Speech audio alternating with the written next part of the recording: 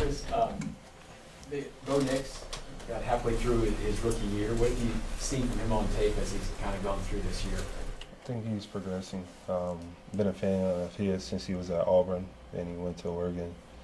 SEC guy through and through. Huge fan of his, man. How he plays the game. Has the ability to escape the pocket. Can make all the throws. But he's progressing. To be a young quarterback, he's progressing fast.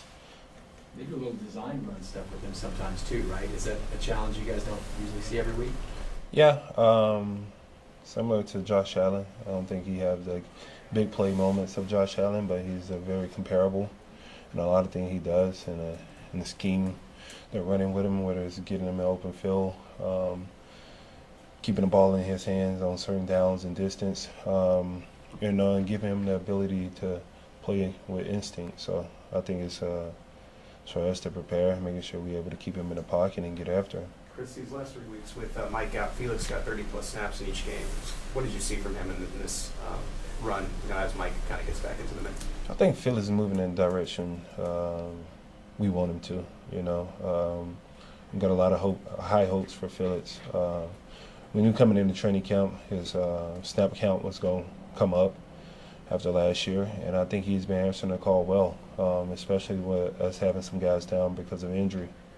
Chris, of course, you're thinking about Denver now, but when you think about what it is that's allowed you guys to keep winning and win in so many different ways, what do you think are the couple, three traits that make that? Playing fundamentally sound, playing together, making sure we're relying on each other. I don't think it's a one-man suit on this team. I think collectively it takes 11 guys, 11 guys buying in, doing their job to the best ability, and that put us in a possibility to win. So I think we continue to do that week in and week out and continue to put ourselves in good position to win a game.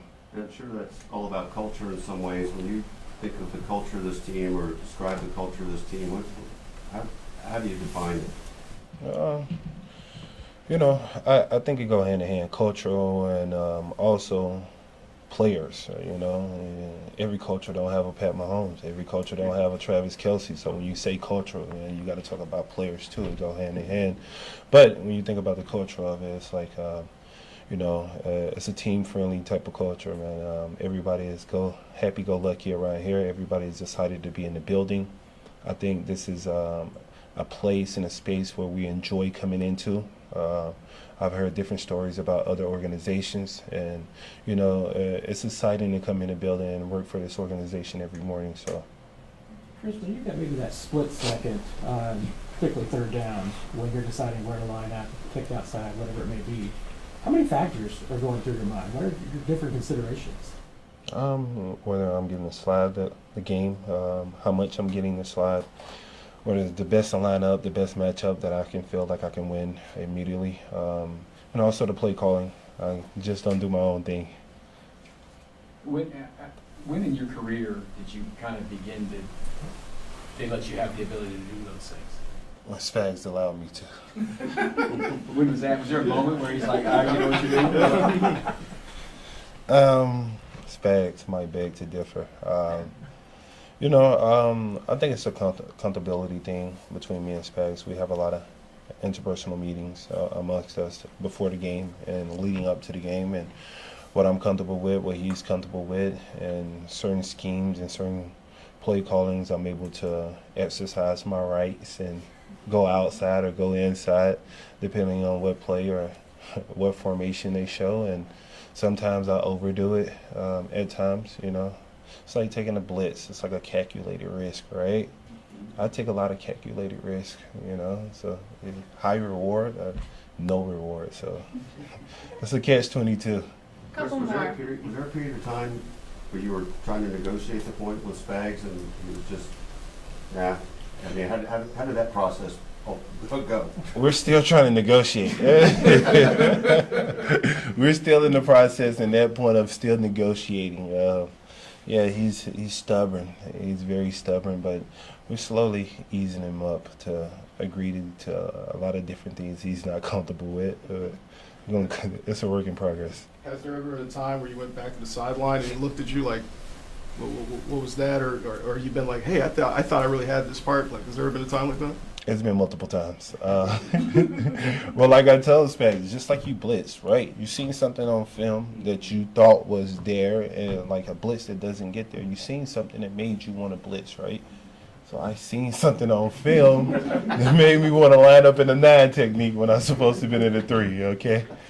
Last one, Nick. Yeah, Chris, for you talk about Steve as a coordinator, but what is he like as a person off the field? Because I know you guys have had dinner sometimes, and his wife will make meatballs and stuff like that. His wife can cook like the best Italian food, okay? Oh my God, her Italian food.